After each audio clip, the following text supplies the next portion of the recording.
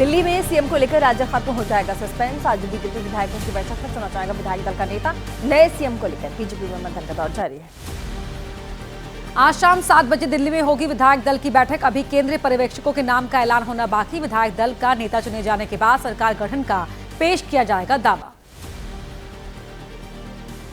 Delhi BJP विधायक दल की बैठक के लिए पार्टी ऑफिस में खास तौर पर तैयार किया गया प्रेस कॉन्फ्रेंस रूम। इसी प्रेस कॉन्फ्रेंस रूम में बैठेंगे बीजेपी के सभी 48 विधायक और केंद्रीय पर्यवेक्षक। विधायक दल की बैठक से पहले पार्टी ऑफिस में जुटेंगे सैकड़ों कार्यकर्ता। सूत्रों के हवाले से खबर, सीएम के नाम के ऐलान के तुरंत बाद होगी जश्न की शुरुआत। दिल्ली बीजेपी ऑफिस में संकल्प पत्र लिखे गेट को बदला गया। विधायक दल की बैठक से ठीक पहले दिल्ली में भाजपा सरकार वाला गेट लगा। प्रधानमंत्री मोदी और जेपी नड्डा की फोटो भी लगाई गई। दिल्ली में सरकार बनाने की कवायद तेज। उपराज्यपाल वीके सक्सेना से मिलने पहुंचे विनोद तावड़े और तरुण चुग। संजय मयूख भी रहे मौजूद। दिल्ली के रामलीला मैदान में शपथ समारोह की तैयारियां जोरों पर। सूत्रों के हवाले से खबर, शपथ ग्रहण का समय बदला। अब 20 फरवरी को सुबह 11 बजे शपथ ग्रहण समारोह होगा। शपथ ग्रहण समारोह के लिए बनाए गए खास मंच। बड़े मंच पर बैठेंगे प्रधानमंत्री, उपराज्यपाल, नवनियुक्त सीएम और मंत्री। दूसरे मंच पर बैठेंगे बीजेपी के नेता और दूसरे राज्यों के सीएम।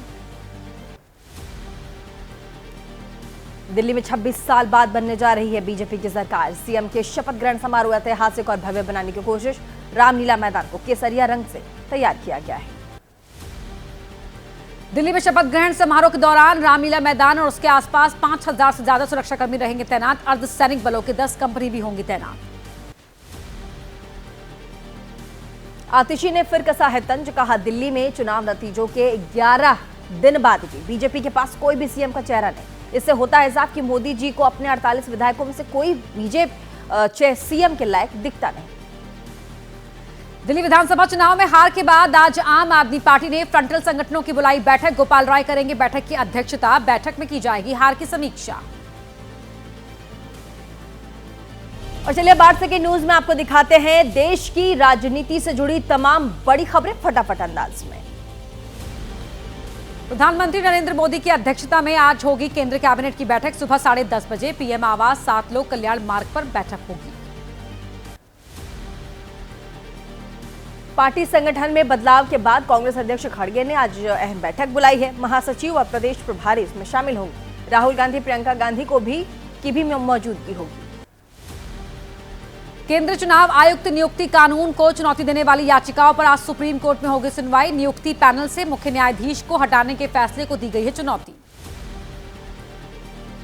ज्ञानेश कुमार 26वें मुख्य चुनाव आयुक्त के तौर पर राज्य शपथ लेंगे। 26 जनवरी 2029 तक उनका कार्यकाल रहेगा। चुनाव आयुक्त के तौर पर विवेक जोशी भी आज संभालेंगे कार्यभार। राजीव कुमार का मुख्य चुनाव आयुक्त के तौर पर कार्यकाल हुआ खत्म। राजीव कुमार ने कहा, आने वाले समय में और आगे जाएगा चुनाव आयोग। देश का लोकतंत्र होगा मजबूत। आरजेडी नेता तेजस्वी यादव ने कहा, लोकतंत्र और चुनाव के लिए चुनाव आयोग बनता जा रहा है कैंसर। 2020 के विधानसभा चुनाव में बिहार में रोकी गई थी मतगणना। रात तक आते रहे नतीजे।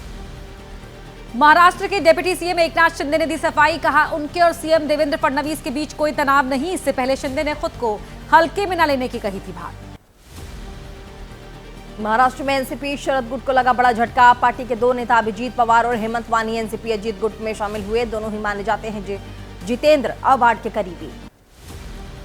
इंडिया गठबंधन और कांग्रेस को लेकर अखिलेश यादव का बड़ा बयान। कहा, समाजवादी लोग इंडिया गठबंधन को करेंगे मजबूत। कांग्रेस के साथ रहेंगे और कांग्रेस को साथ लेकर चलेंगे।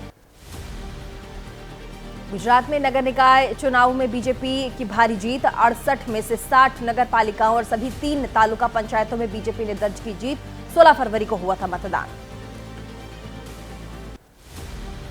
गुजरात निकाय चुनाव में जीत पर प्रधानमंत्री मोदी ने लोगों को दिया धन्यवाद। कहा, जनता का बीजेपी से रिश्ता न सिर्फ अटूट है बल्कि उसमें लगातार आ रही है मजबूती। गुजरात में भारी जीत पर बोले गृह मंत्री अमित शाह। संसद से पंचायत तक लोगों का विश्वास सिर्फ और सिर्फ मोदी जी में है। गुजरात में जनता ने मोदी की गारंटी पर फिर से मुहर लगाई है।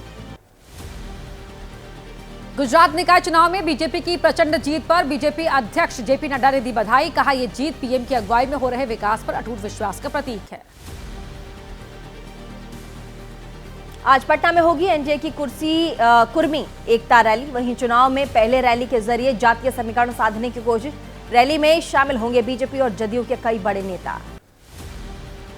यूपी विधानसभा के बजट सत्र के आज दूसरे दिन भी हंगामे के आसार। आज राज्यपाल के अभिभाषण पर होगी चर्चा। महाकुंभ में भगदड़ समेत कई मुद्दों को लेकर समाजवादी पार्टी है हमलावर। राजस्थान की डिप्टी सीएम वित्त मंत्री दिया कुमारी आज सुबह 11 बजे विधानसभा में पेश करेंगे बजट। नई भर्तियों की घोषणा संभव है। बजट में युवाओं, महिलाओं और किसानों पर फोकस रहेगा। राजस्थान के गृह राज्य मंत्री जवाहर सिंह बेड़म ने कहा, कांग्रेस सरकार ने संस्कृत के टीचर्स को हटाकर उर्दू टीचर्स को दी नियुक्ति। छात्रों पर जबरन उर्दू थोपने का आरोप लगाया। और चलिए बाहर से के न्यूज में देख लेते हैं देश की सियासत से जुड़ी तमाम बड़ी खबरें फटाफट अंदाज में। ब्रिटेन के पूर्व पीएम ऋषि सुनक ने दिल्ली में की पीएम मोदी से मुलाकात। पीएम ने सुनक को भारत का सबसे अच्छा मित्र बताया। मुलाकात के दौरान सुनक का परिवार भी रहा मौजूद।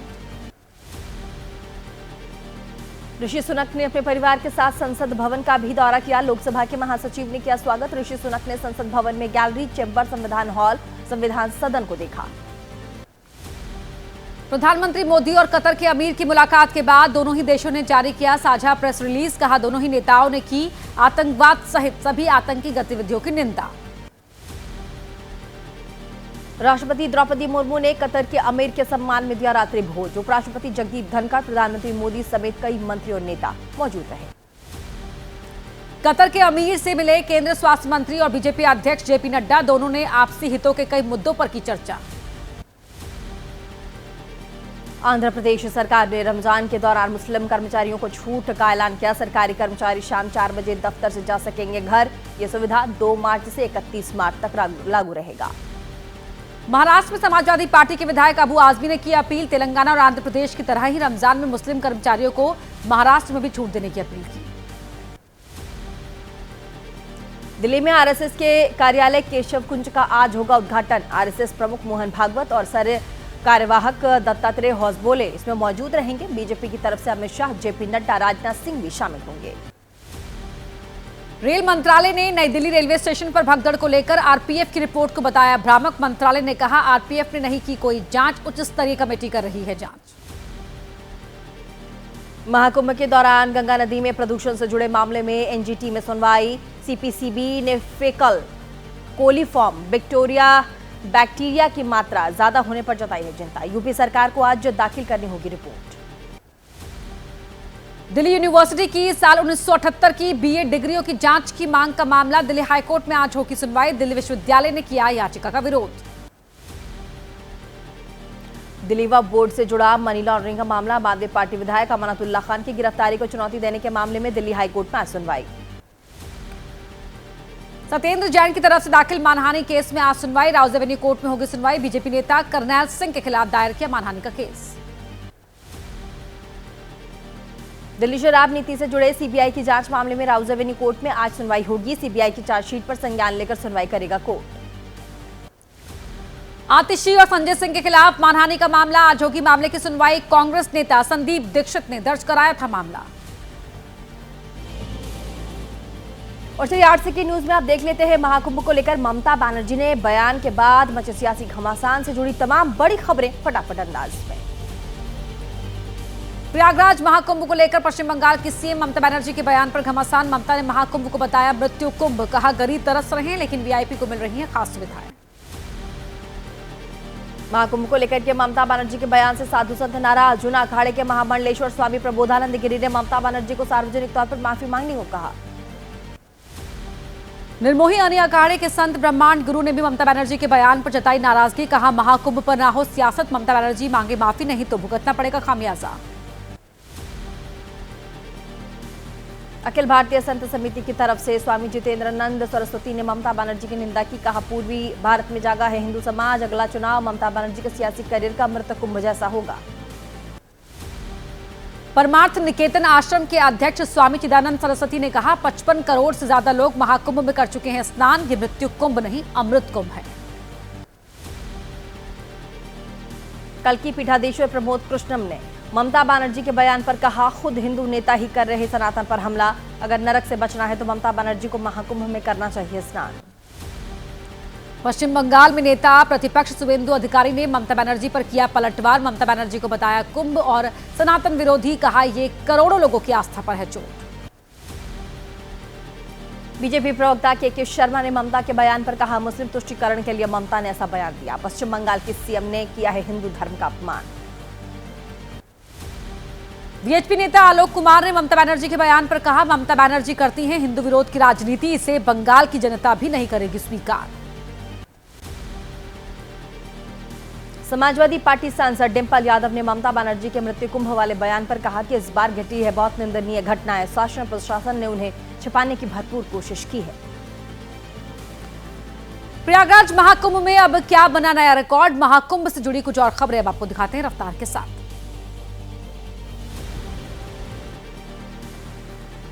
आज महाकुंभ में स्नान करेंगे कांग्रेस के नेता। यूपी कांग्रेस अध्यक्ष अजय राय के नेतृत्व में प्रयागराज पहुंचेगा कांग्रेस नेताओं का बड़ा जत्था। महाकुंभ पहुंचे पूर्व उपराष्ट्रपति एम वेंकैया नायडू, त्रिवेणी में लगाई डुबकी, परिवार के सदस्य भी रहे मौजूद। महाकुंभ में किए गए योगी सरकार के इंतजामों की तारीफ की। अभिनेत्री जूही चावला ने महाकुंभ में किया स्नान, संगम तट पर पहुंचकर लगाई आस्था की डुबकी, त्रिवेणी संगम की दिव्यता देखकर अभिभूत हुई। प्रयागराज पहुंचे गायक नितिन मुकेश, त्रिवेणी संगम में पहुंचकर लगाई डुबकी, बोट में सवार होकर देखी महाकुंभ की भव्यता, भजन सुनाकर जाहिर की सनातन धर्म में आस्था। महाकुंभ में पहुंच रही बड़ी संख्या में बड़ी हस्तियां। भारतीय क्रिकेट टीम के पूर्व कप्तान सुनील गावस्कर ने भी संगम में डुबकी लगाई। महाकुंभ में मंगलवार को भी उमड़ा आस्था का सैलाब, शाम 6 बजे तक 1 करोड़ 15 लाख लोगों ने किया स्नान। महाकुंभ डीआईजी वैभव कृष्ण बोले, व्यवस्थाएं काफी बेहतर। महाकुंभ में आने वाले श्रद्धालुओं की संख्या 55 करोड़ के पार। महाकुंभ संपन्न होने तक 65 करोड़ के करीब पहुंच सकती है संख्या। 26 फरवरी तक चलेगा महाकुंभ। महाकुंभ को लेकर यूपी के सीएम योगी आदित्यनाथ कार्यालय का एक्स पर पोस्ट लिखा, पवित्र स्नान का पुण्य लाभ लेने वाले साधु संतों और श्रद्धालुओं का अभिनंदन। प्रयागराज रेलवे स्टेशन पर कम नहीं हो रही श्रद्धालुओं की भारी भीड़। क्राउड कंट्रोल के लिए जंक्शन पर 1 वे प्लान लागू, आने जाने वाले का रास्ता अलग होगा। भीड़ का दबाव कम करने के लिए बनाया गया है होल्डिंग एरिया। बिहार के दरभंगा स्टेशन पर ट्रेनों में जबरदस्त भीड़, महाकुंभ जाने के लिए जुटे हजारों की संख्या में लोग। स्वतंत्रता सेनानी ट्रेन में चढ़ने के लिए यात्रियों करनी पड़ी मशक्कत। प्रयागराज महाकुंभ का स्थानीय व्यापारियों पर असर। महाकुंभ की वजह से शहर में नहीं पहुंच पा रही भारी वाहन, माल की सप्लाई ठप। वहीं व्यापारियों ने की कुछ घंटे के लिए ट्रकों की एंट्री की मांग।